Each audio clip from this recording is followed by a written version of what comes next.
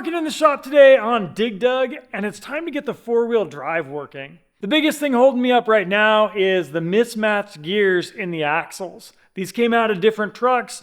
The front has 456 gears and the back has 410 gears. I want to switch both of those out for a set of 513 gears. I would have gone with 538s, but weirdly they don't make them for the Dana 70. So 513s is pretty close. I'm not going to go down to 588 because you lose an extra tooth off the pinion gear and it just gets weaker and weaker as you do that. I'm going to be using all these awesome parts from Yukon Gear and Axle to make these axles tougher than ever. If you're wondering why I don't just reuse the old axle shafts, let me show you really quick. This is a stock outer for a Dana 60. It's 30 splines. This is the new outer. It's 35 splines and it's made of chromoly. You can see the huge size and strength difference. The inner axle shaft is 35 splines, but the seal surface is all worn out. So if I put these in, it might leak right from the beginning. There's also a neck down region here that the new axle shaft doesn't have. For lockers, I'm going to be going with the Eaton E-lockers, front and rear. That means I'll be able to turn my locker on and off when I want to, and I don't have to plumb air down to the axle. I just have to hook up these two little wires to a switch. It's time to pull the cover off this axle and see what we're working with.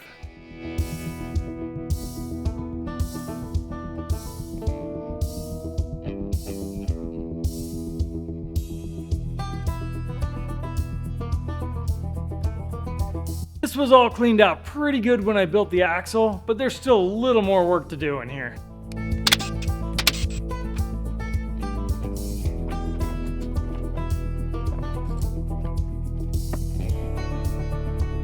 It's time to take out the pinion over here, and this is a tool that I made a long time ago just for this. So I'm gonna put a couple of these U-joints in here. Then I've got this socket that I ground down a long time ago, so it'll fit down in there. This one's really tight, but I think it'll get it out.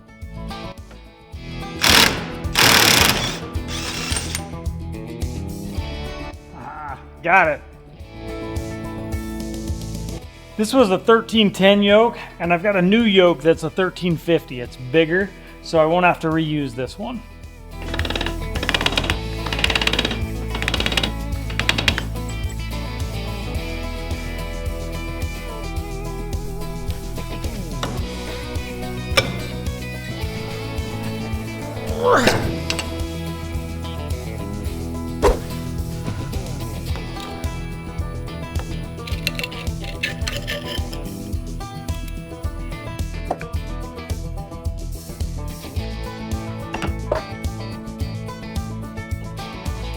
All right, there's the pinion right there. I'm gonna hang on to these little pieces. All these shims on this side and underneath this gear, or this bearing right here, I wanna hang on to all those because I'm gonna measure them here in just a minute. All that's left inside the housing now is two bearing races that I need to knock out with punches. I've got this bearing race driver here that I might be able to use to get the small race out of the backside. So we'll give that a try. The big one, I'm gonna have to use punches. I think it's starting to move.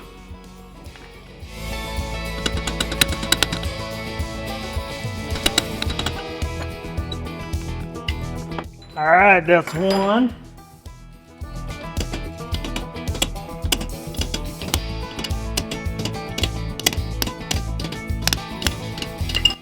That piece came out with a couple of shims behind it, which I wasn't expecting, but we'll hang on to those and measure them and see if they need to be reused.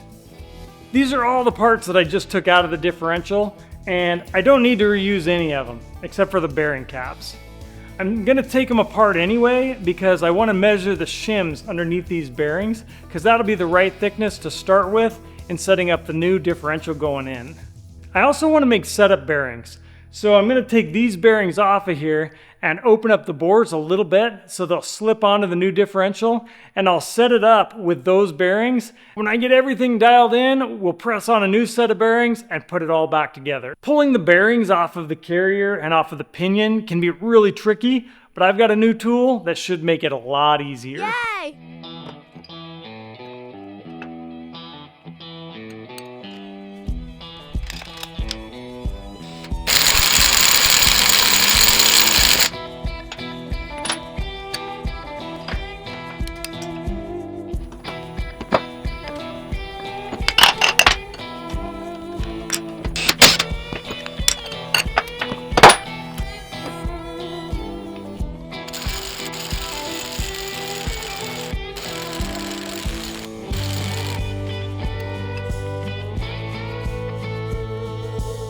This is a really cheap version of the bearing removal tool, but it worked. I got all of the bearings removed.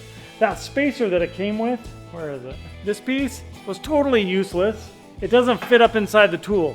So I ended up stacking a couple sockets together and we got everything off. I'm gonna take some time now and clean up these bearings and measure all these shims. I don't know if you can read my marks on the table, but carrier bearings right here, pinion bearings right here. This is gonna be my parts washing setup today. I've got a little bit of diesel fuel in here. I have this Harbor Freight tub and an old paintbrush. I would love to have a real parts washer in here, but I just don't have the space for it. So this should do the job. I'm only gonna put in one set of bearings and shims at a time so I don't mix them up.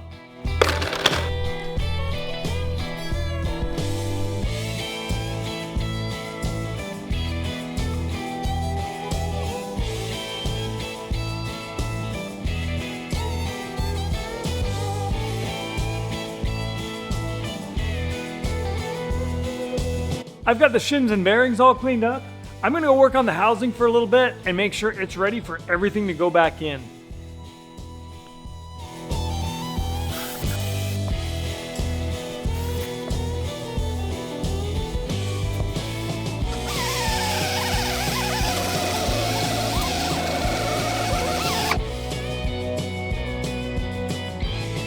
The housing's all good and clean now, so I'm gonna go back to these shims for a few minutes. I'm using my good calipers for making these measurements. This is a set of Starrett calipers. That one's 11 thousandths. And write it down over here on my board. I've also got these new Harbor Freight Quinn calipers that are pretty nice. This is their high-end line of calipers. And I'm getting very consistent readings on here with what I get from my Starrett. All right, here it is. I made all of my measurements. Every one of those shims is recorded right here. Then I added them up to get the total thickness of each shim pack. It's time to start putting this differential back together. And to make that as easy as possible, I'm gonna make some setup bearings out of the old bearings that came off the differential. I'm gonna open up this hole a little bit so these will barely slip onto the new differential, the E-locker. And that way I can try a whole bunch of different shims until I get everything fitting just right, and then I'll switch it out for the real bearings. So I've got to find something that'll grind this really hard steel race. I'm going to try some different abrasives, maybe even a carbide burr, to see what I can open up this hole with.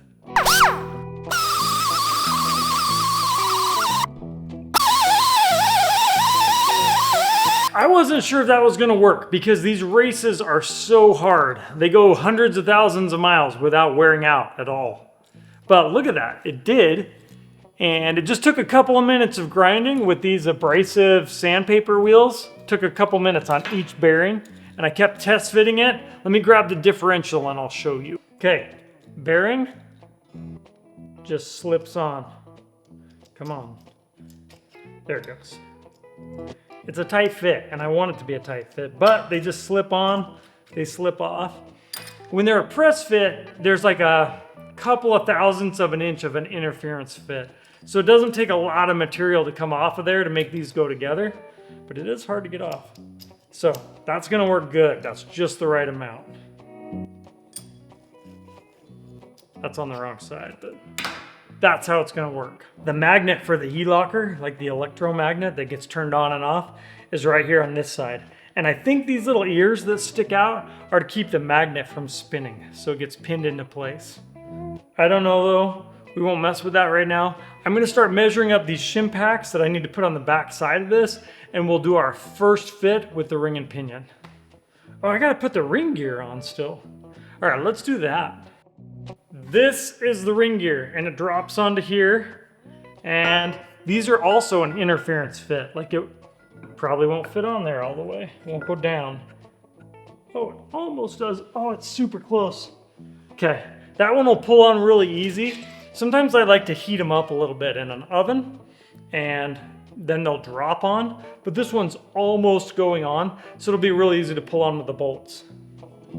If you heat them up like 100 degrees, that's just about right, and that's about what I get in my oven. I can set the lowest setting at 170 degrees.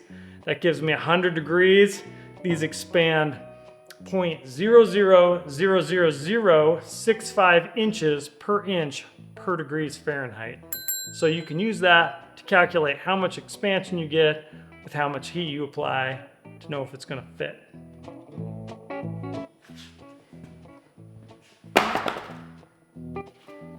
Let's just bolt this thing together. I'm going to hit the back side with a file really quick, just to make sure there's no burrs from the machining that would make it not seat down all the way on the differential. There's a little one right there.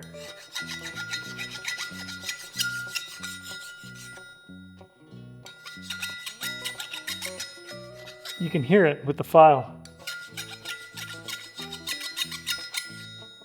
That wiki wiki sound, not the ringing, but the wiki wiki, that's that burr catching the file.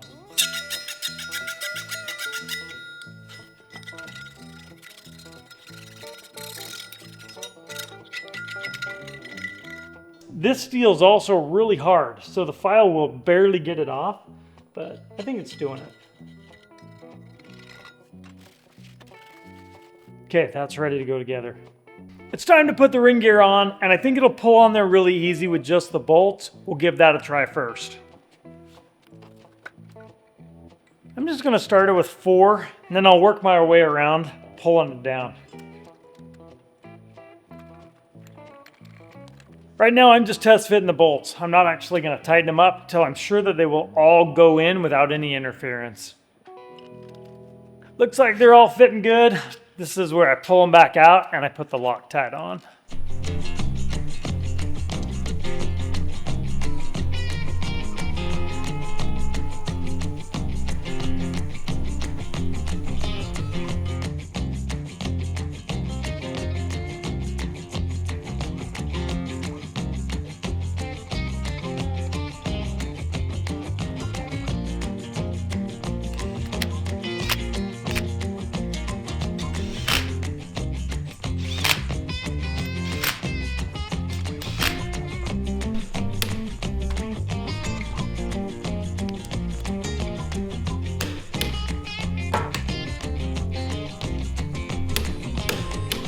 There's 12 of these, so I'm marking them as I go, or I'll lose track and be all over the place.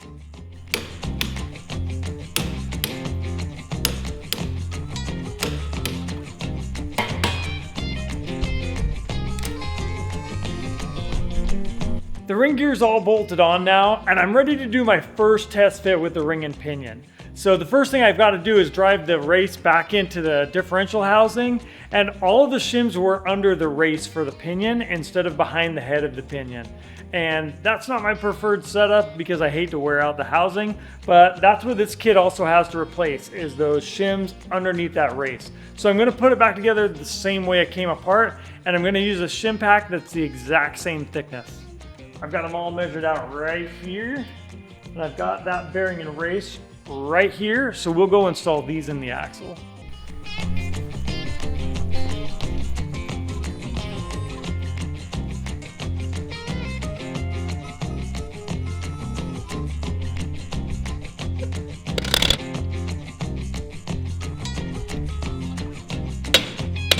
Okay, that sounds like it just bottomed out in there. I'm gonna go around the backside and make sure, just by wiggling those shims and making sure they're not loose.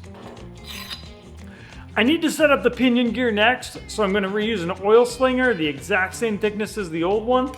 And then I need to press this on to the pinion gear. I thought there'd be shims under here, but they're not. They're all in the housing. We already took care of those. So I just need to push this on. I found a piece of tubing in my scrap pile over here, just the right length to get on here, and push that down. Because there's no shims under here, this probably won't come off again. It'll just be one and done. I just felt it firm up, so that should be bottomed out now. I thought I was ready to do a test fit, but I need to drive the race into the housing for the back side of the pinion as well. So I use this driver and then this to just hammer them in. But I can't really hammer with my left hand good. That went in really easy, a little too easy, but the nut on the end of the yoke will hold everything together, so I'm not too worried about it. I'm putting a little bit of oil on this bearing, and then we're going to test fit it. Oh, that was a lot of oil. Okay, that should be plenty. That does not want to go on. Oh, it seems like it'll work. It's too slimy. I can't grab it. All right, I think it's gonna get pressed on there. I think I just need to pull it down with the nut.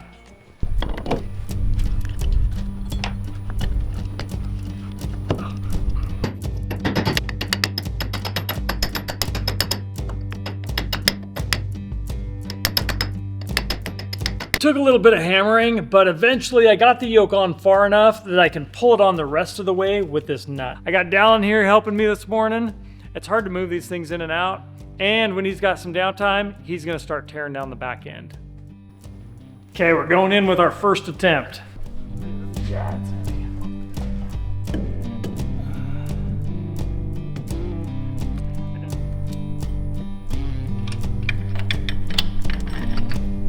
There we go. I also have to figure out where to drill a hole for this. We're pulling off these caps on the ends of the hub so we can get the axle shafts out, and then we can start draining all this gear oil. Hey everybody, I'm here to help. Is this gonna make a huge mess when it comes off? Yes, so get the top bolt last and loosen it. Oh boy, what did I do there? Spinning around the bolt on this one? Yeah, that's not good. That is the opposite of good. I can already tell I've got way too much backlash. I'm gonna measure that really quick so I can figure out how many shims I need to move from one side to the other to get that back in spec.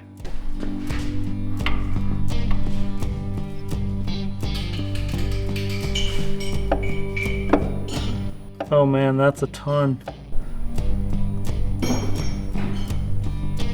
Okay, we've got 130 thousandths of backlash. That is a huge amount.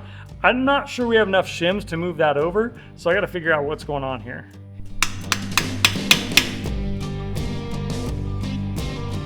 I know, people hate that I use a wood chisel, so I'm gonna keep doing it.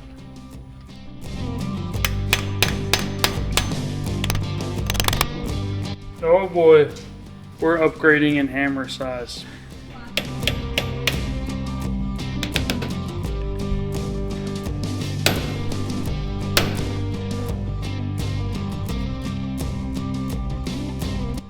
This is gonna get really old. You can turn it off. Ooh, yeah. We got one off.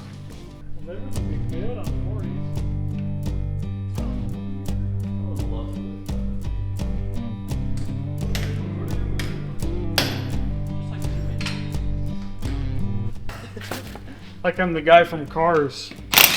The Italian man? Yeah. What's his name, Luigi? Luigi. He's the fastest around. We're gonna pull these off because we're just making a mess with them on. You got it. Alright, now we can pull these out. So support it and kind of hold the shaft while you pull it out. There you go. You got it.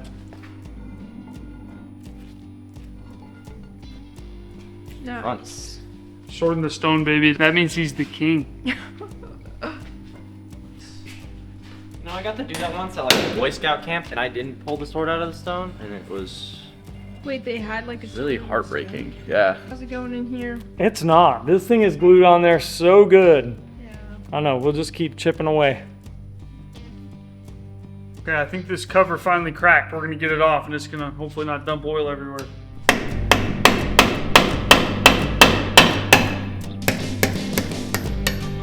Oh yeah. Cal, when you pull those rags out, it's not going to go down with those rags under. That's gross.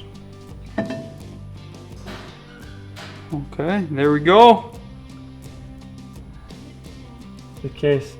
Get up in here and try and pry this whole thing Right out. there? Yeah, slow. Does that move? That moved a little bit. That was good.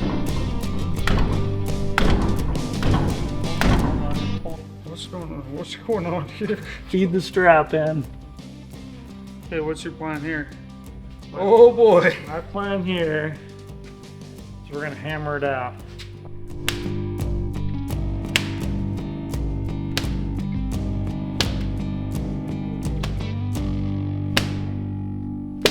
Oh, it's yeah, coming. that's a big one. Yeah, that's coming. All right, you got it? I think so. Okay. Give me a little baby hit. It's got a little ways to go. Oh, there we go. There. Got it? Yep, I got it. Okay, just set it down in there. Rolling away. Okay, this thing's sussing me out. Where's it going next? Good job, Dallin. We got it out. You were the catcher. We got him out. Okay, we've got a lot of cleaning to do in this side, so we're gonna go into this thing and just clean it all out. I'll unhook the drive shaft, we'll pull the pinion off, and then we'll look at putting in the new one. It's not. I'm fine. Okay. Okay, if they're stuck, use the hammer. It is not looking good for these gears right now. I spent a little time researching what is going on here. I've got about 140 thousandths of an inch of backlash. I should be around like 6 or 10. There's a rule of thumb that you have to shift the carrier 10 thousandths over to get rid of 7 thousandths of an inch of backlash. That means it needs to move over 200 thousandths of an inch, which is the difference between thin and thick gears. So I should have had a set of thick gears, and I don't. So I need to order another set of gears. And while those are coming in, I'm gonna go work on the back axle. I've been washing up this rear differential, and now I'm pulling off the bearings so I can get down to the shims.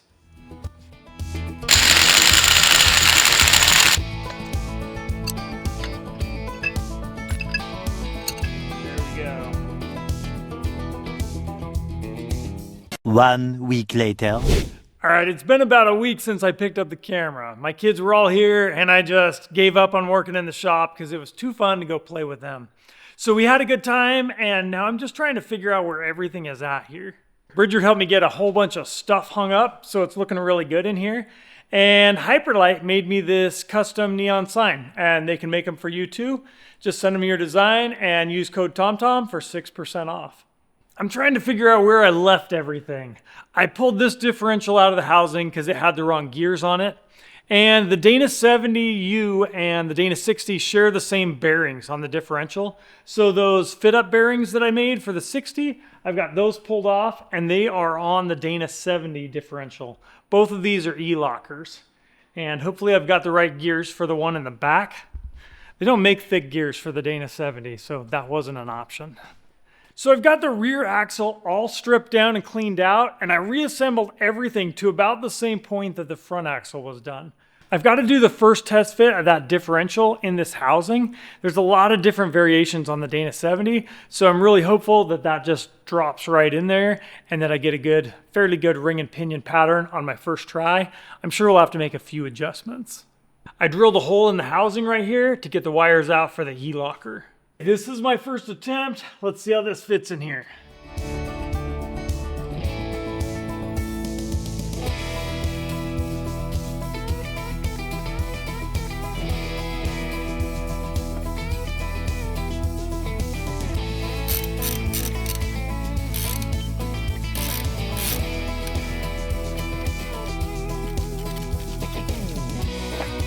I got it bolted in there. I'm gonna check the backlash now. It feels a little big, but I think we're in the ballpark. So when I move the ring gear back and forth, it's showing I have about 20 thousandths of an inch of lash. That's a little big. I want to be under 10. So I'm gonna pull this out, I'll re-shim it, we'll put it back in, and then I should be able to check the pattern on the ring and pinion.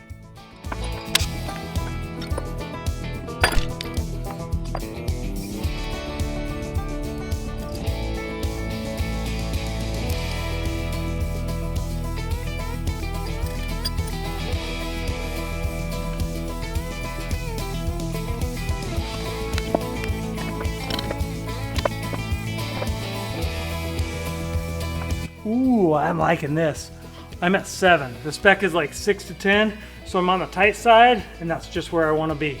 Now that the backlash is just right, I'm going to paint some of the gears, and we'll check the pattern. I'm just going to paint a couple of them here. We'll roll this around a few times and see what it looks like. It'd be good if I could put a little resistance on this while it spins, but it might be hard to do.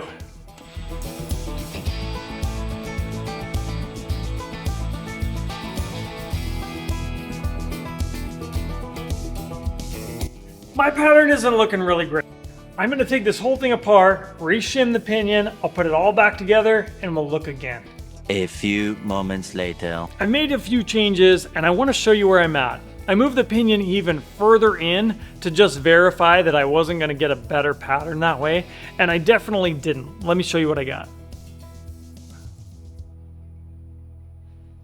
My pattern is really deep towards the flank and it's really far out towards the heel. I wanted to make sure that it wouldn't move in towards the toe when I went deeper in with the pinion, and that definitely didn't happen. It just made the pattern deeper towards the flank.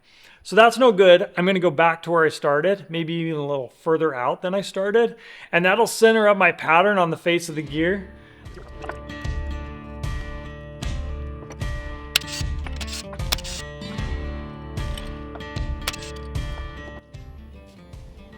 It's stuck in there, so I'm going to use the strap again.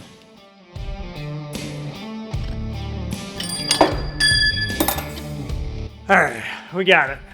The pinion's got to come out too, so I'm going to put some rags in here so when I hammer it out on that side, it doesn't come flying out and land on the floor. I've got to get the race out from inside the housing here, and then I'll put a smaller shim pack behind it, and that'll move the pinion a little back or away from the carrier.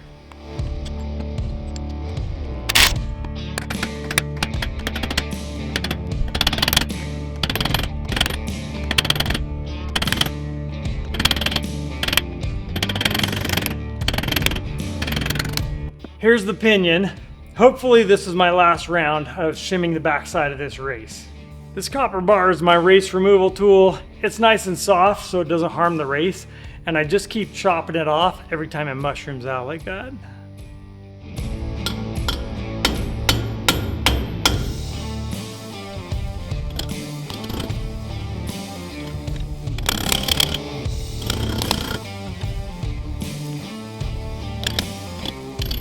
There it is. I've got another shim pack right here. Hopefully this is the right combo, and this will be the last time I have to hammer this back in here.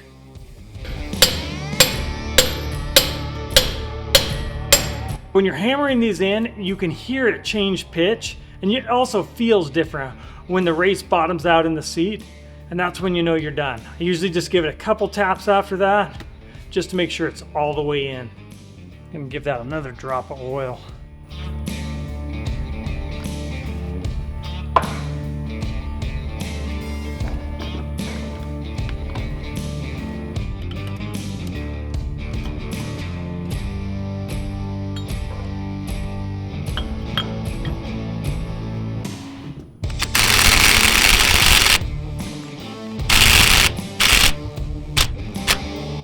I have just a little bit of preload on this bearing, which should help me get a good pattern when I put the carrier back in. I've got shims selected for the carrier now, so I'm going to put those on and we'll give this another try.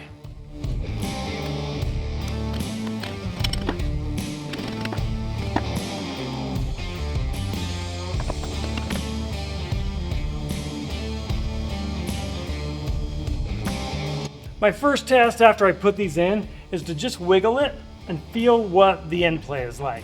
This feels like it's on the loose side, which is what I need right now. I'm trying to get this pattern to move a little bit towards the heel. So that feels pretty good. So I'm gonna go ahead and paint it up and we'll see what it looks like. Let me show you what's going on here. This gear pattern, it's not great, but it's acceptable, and it's as good as this set of gears is gonna get in this housing. The contact patch is pretty far towards the heel instead of the toe, but it's pretty wide and it's as good as I can get it distributed between the flank and the face. You can actually see a little bit better in the ghost pattern painted on these gears here. I wish that I could add a little more backlash and try to shift this pattern in towards the toe side, but I'm already at the high end of the spec, right around 10 thousandths. With that being as good as it's going to get, I can pull this carrier out and drill a hole for my breather and start working on the pinion bearing preload. So I think I'm going to drill a hole right in here. I'll tap it for a pipe thread, and then there's some little barb fitting that I can screw in there, and we'll run a line up, and it'll probably go to the firewall somewhere that it won't suck in dirt or water. Here are the things I've got to drill and tap my hole. Because I'm drilling into the tube and I don't want a bunch of metal shavings in there, I'm going to make a little cardboard piece that I can slip back in there, and it'll catch everything when it falls through, and then I can pull it out and throw it away.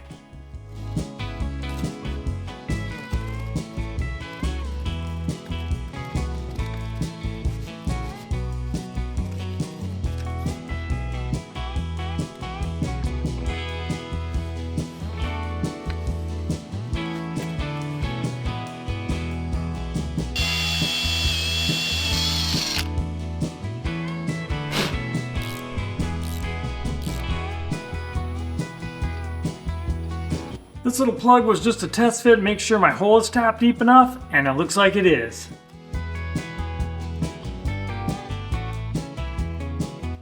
Looks like the tray caught all the metal chips, so I think we're gonna be good.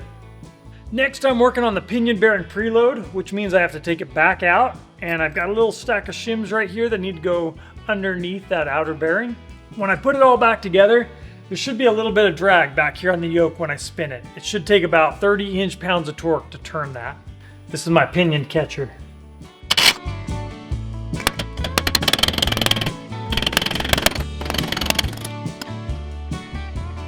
Right here is where my shims go.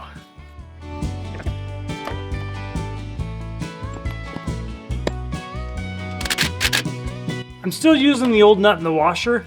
Once I get the right number of shims figured out, I'll put it back together with the final new nut and washer. Okay, I'm getting close, so I'm gonna torque it by hand from here. It tightens to 230 foot-pounds, which is quite a bit.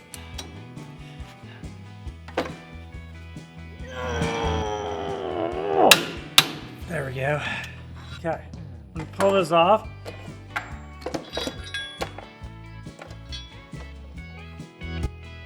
And it's still really loose, which means I don't have quite enough shims on there. I don't feel like I have any play, but I didn't really have enough shims to start tightening it up. So I'm gonna take it apart. I'll put it back together with a couple thousandths, maybe like 3 thousandths less of a shim pack. Moments later. Oh, there's a little bit of drag there. Okay. I'm at 54 thousandths. Let's measure this. I'm gonna measure how much drag, how many inch-pounds of torque it takes right here to spin this. I'm really close. The spec on this is 17 to 30 inch-pounds, so I'm just barely not tight enough. I think if I take out 1,000th of an inch in shims, if I go from 54 to 53, I should be right on. I've got it all back together, and this time we are in spec. Look at that, I'm just under 30. Maybe 25. I'm gonna take this yoke off one last time, tap on the seal here, and then I can put the yoke on for the final time and the pinion preload should be done.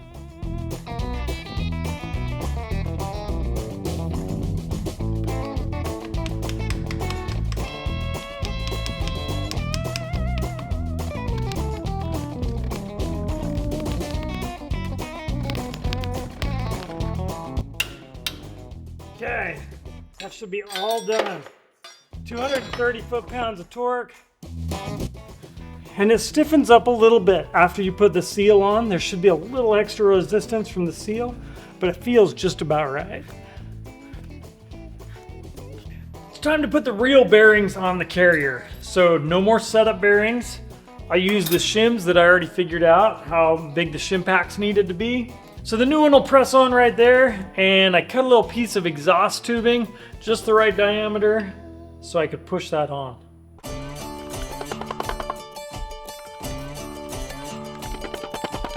Those crunchy noises when you're pressing these on is totally normal. I can't wiggle the shims underneath anymore, so I know it's down good and tight. This should be going back into the axle for the last time. So I'm gonna clean up the housing really good before I put it back in there. I'll check the backlash and the gear pattern. Hopefully everything is still good. Then we can button this thing up. Gotta wrestle this thing once more. Oh, it's not gonna be loose. That won't be a problem.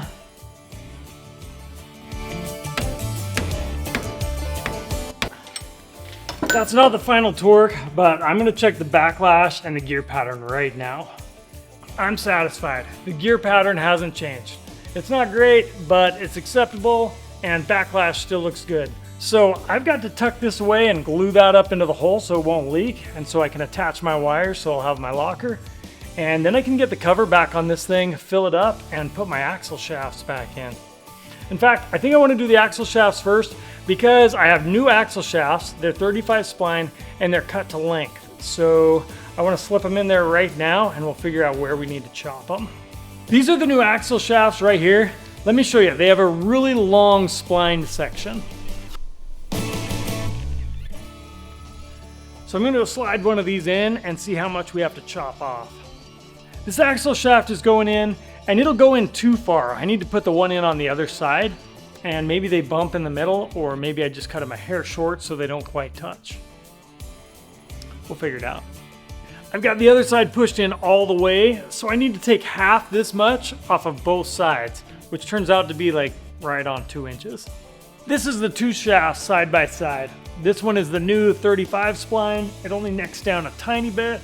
This is the 32 spline. It's a little smaller in diameter and necks down quite a bit here at the splines. The new shaft's also 4340 chromoly steel, so it should be super tough. I'm gonna get this thing up on the table and mark where I need to cut it. I think it's too hard for me to cut my chop saw, so I'm gonna chop it with a zip disc.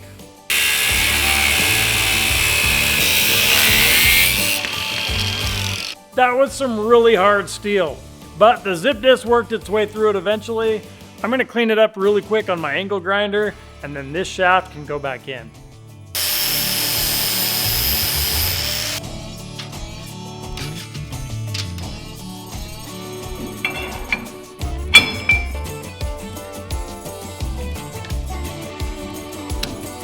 The back axle is almost finished now. There's just a couple things left to do. One of them is to torque all these bearing caps. Next is to poke these little wires through the hole that I made. There's a little grommet here on it, and I think I want to silicone it in so it never leaks.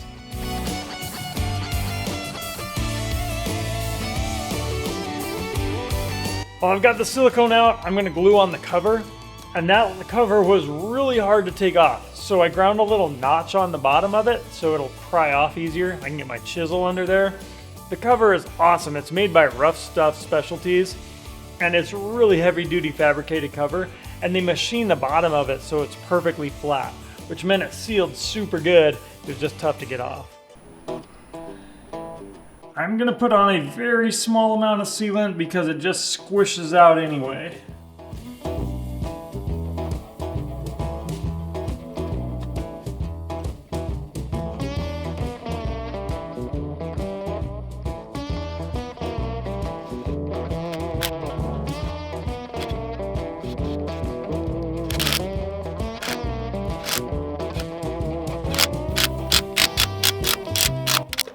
The axle shaft bolts are going on now, and they will get a final torque after I set this on the ground and the tires give it some resistance.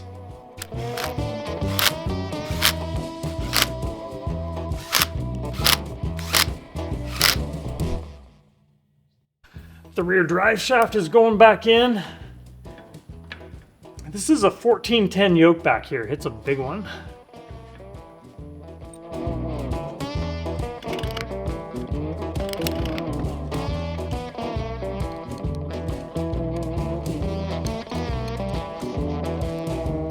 The last thing I got to do is fill this axle with gear oil, and I have tried all different kinds of funnels and bottles and bags, but I recently picked up this pump, and this has made filling axles and transfer cases so much easier. I'm just going to keep pumping here until it starts to come out of this hole. You might be thinking it would have been a lot easier to set up a 14 bolt in this truck, and I agree, it would have been easier, but the Dana 70 has a tougher housing and bigger, thicker wall axle tubes, and it also has better ground clearance. So this is a little more work, but in the end, I think it'll be worth it. The rear axle is all finished up. It's time to go back and look at the front axle and figure out what we need to do up there. So I've got the new ring and pinion right here that I ordered. This is a 513 thick gear set, and I was guessing this was a thin gear. It doesn't have any markings on it. This one says 513T, and I think that stands for thick. But when you compare them, it's obvious this is a thick gear, this is a thin gear. I'll get this new ring gear swapped onto the differential, and I'll put the new pinion gear in the housing, and then we should be ready to start setting things up from there.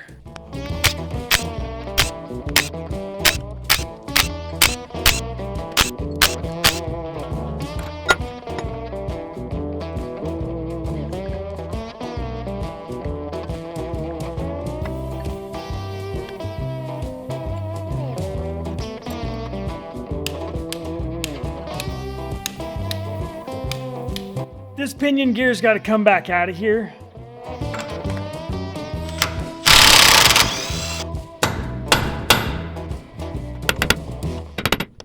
That pinion finally came out of there, and now I need to pull the bearing off of it and swap it onto the new pinion. So I'm going to use my puller again to get this bearing off.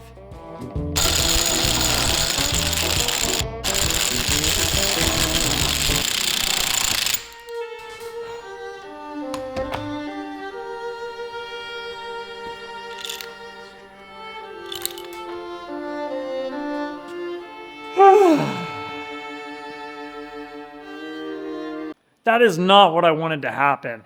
The bearing removal tool ripped the race apart, all the rollers fell out, and the bearing didn't even come off. So I'm gonna go grab a new bearing. It's time for the new pinion to go in. I'll try out the new nut to pull the yoke on.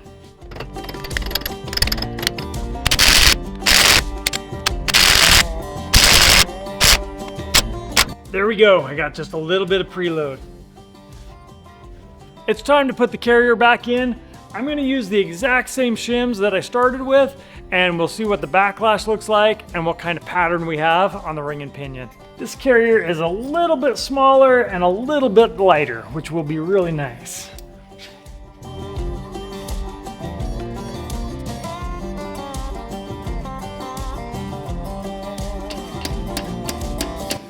I did that left-handed. That was pretty good.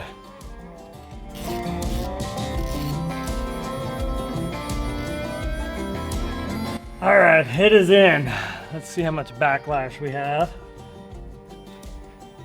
None. Oh, there's a tiny bit. Okay, we got something. I'm guessing it's only a couple thousandths of an inch. We'll have to move the carrier over. But maybe we should get a pattern before we do that. We got like 1 or 2 thousandths of an inch of backlash, which isn't good. That's too small. But I'm gonna go ahead and check the pattern anyway. And I might make changes to backlash and pinion depth at the same time if I have to. So this is a low pinion front axle, so the drive side's the coast side, it's the concave side. Ah, this is a much better pattern than we had on the back axle. It centers up really good between the toe and the heel, and it's a little bit deep, so I could remove a few shims and raise it, but it looks nice.